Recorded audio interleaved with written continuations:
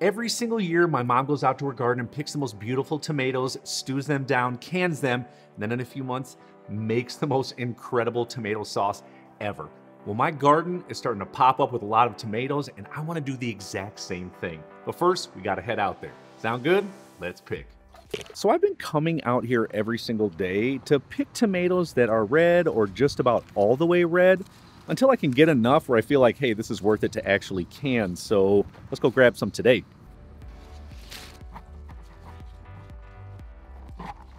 And I know I've said it before, but I'm just so impressed with where this garden is just after a few months. It's amazing. I mean, these tomato plants right here, they're all the way up to my chin. I'm 6'2". The tomatoes, they smell amazing.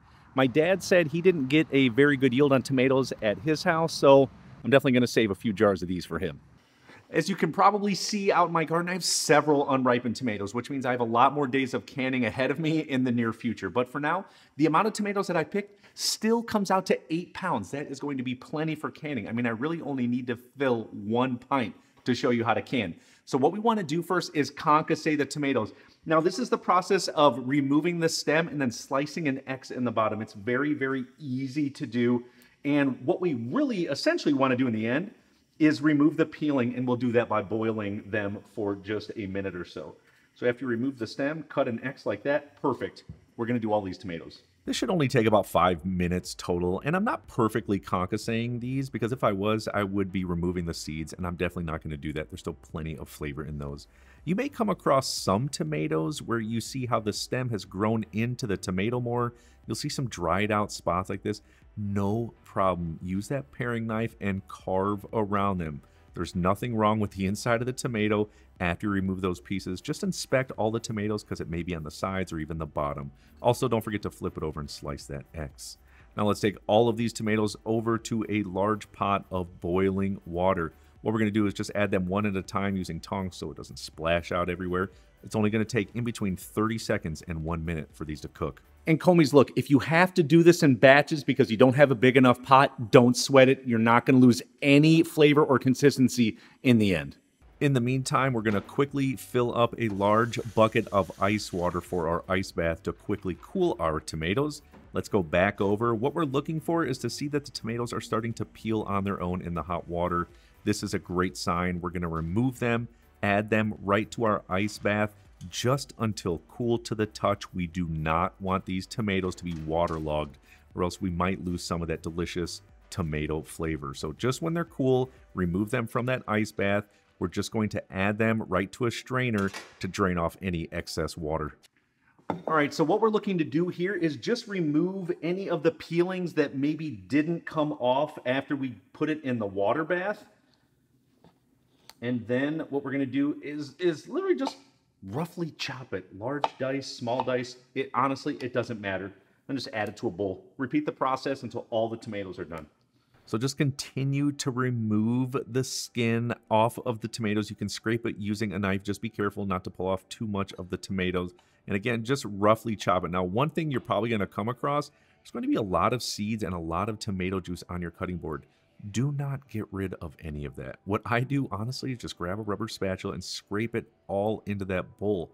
There's a lot of good flavor in there. We're cooking it down anyway, so it's good. Now for the skins, there's also some tomatoes on there. Now you could scrape each one of these.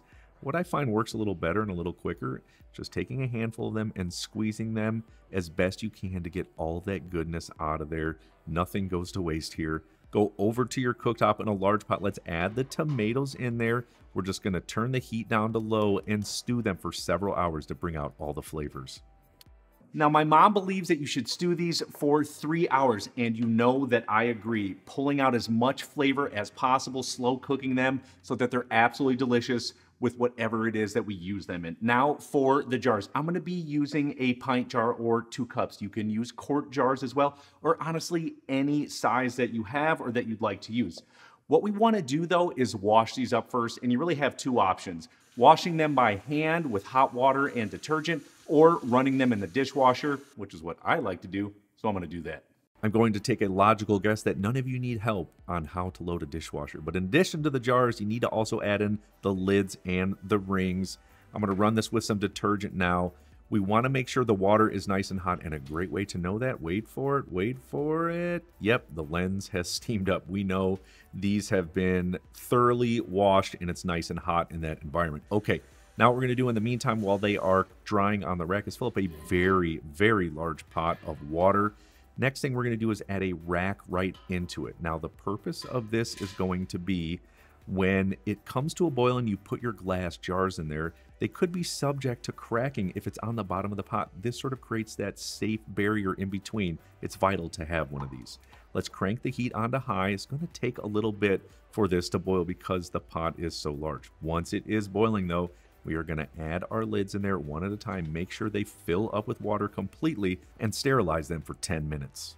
Now, according to the USDA, any tomatoes, pickled, or fermented foods that plan on being processed for more than 10 minutes actually don't need to be sterilized. However, I'm taking all precautions necessary, so that's why I'm doing it. Next, lids and rings. After that 10-minute time period, we are just going to come back and remove the jars right from the hot water. Be careful. Honestly, you do not want to burn yourself from this water. It is extremely hot. Flip it over, get rid of all the excess water.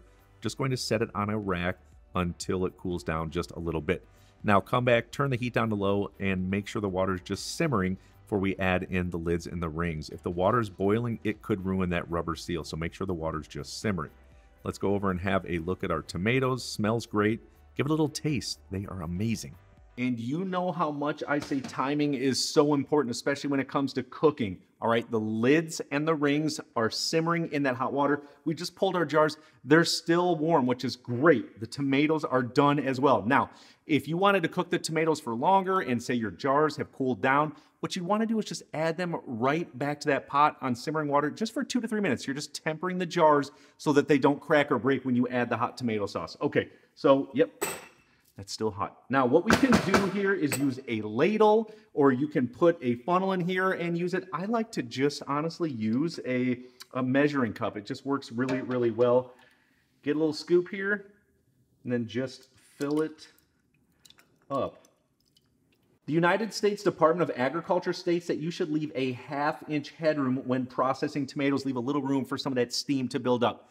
Also, I want to just give you as much information as possible.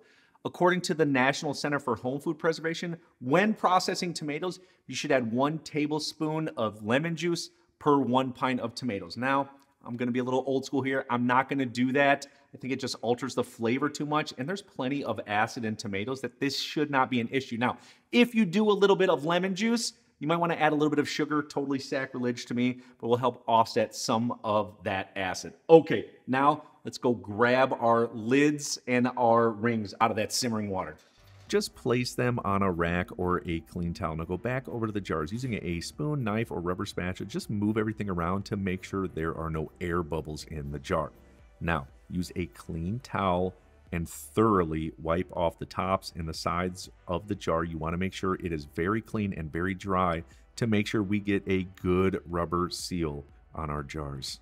So I ended up with 4 pints or 8 cups of our stewed tomatoes. Not bad for a first haul. Okay, these actually cool down almost immediately, which is awesome. So what we do is just add them to the top, put the lid on there, and then what I was taught to do was fingertip tight, okay? Just as tight as you can get with your fingertips, because again, you want that steam to build up so that the lid pops on top to make sure that seal is in place.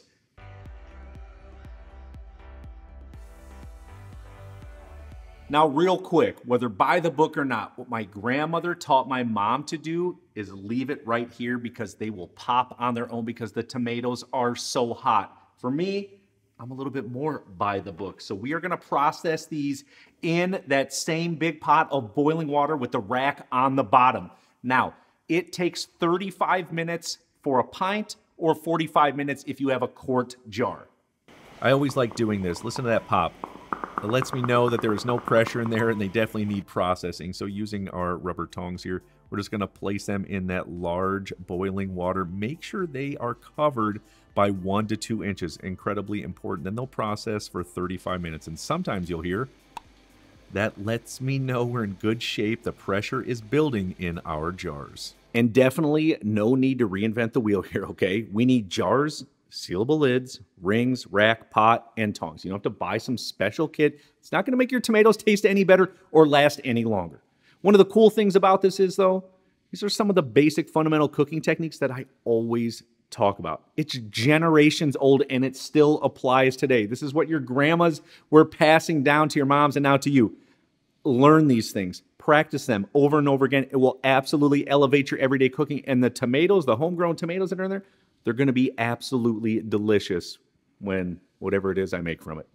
Using those rubber tongs, remove the jars right from that hot boiling water. Set them on a rack or even just a countertop. We're going to wait till they cool down to room temperature. Place them in a cool, dark place for up to 1 year. No pop, we're good. Just so cool to see things come from seeds all the way to fresh tomatoes and then being able to can them. Love, love, love doing this. I'm telling you what, you don't have to can homegrown garden tomatoes, no. You should definitely check them out in my caprese salad. It is so good. Got a great recipe video. I'll see you on there.